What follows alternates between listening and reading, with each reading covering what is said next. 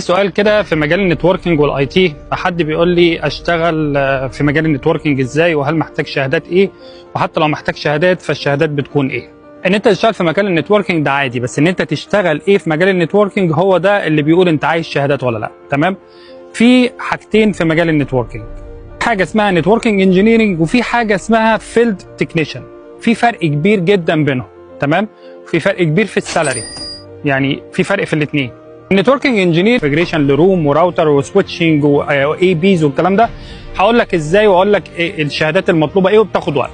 خلينا بس ايه في الفيلد انجينيرنج. الفيلد انجينيرنج ده واحد ما يفهمش اي حاجه بس اتقبل في الشغله، وهم بيعلموك ان انت تنزل، عشان هم عندهم موضوع ان انت تنزل الشارع في الساعه او في الحر وتوصل كابلات وترن كابلات تحت النجيله والكلام ده. عندهم ده هارد وورك، يعني ده حاجه متعبه جدا، فبيدوهم فلوس كويسه كمان. تمام؟ وهي شغله سهله مش صعبه، بس برضو محتاجه ان انت تبقى فاهم حاجات بسيطه. تمام؟ هي الهارد وورك بتاعها مش ان انت تشتغلها، هو الهارد وورك بتاعها ان انت تتقبل ان انت تقعد على كرسي قدام الانترفيور. ادي لك السيكريت ان انت لازم تخش على الديسكريبشن بتاعت الشغله وشوف الريزوميه بتاعك في، يعني شغال في مطاعم وكنت شغال اوبر والكلام ده، حط اخر حاجه ان انت كنت شغال في مطعم، بس موست لايكلي يعني كنت بتعمل لهم حاجات في الاي تي. زي ايه؟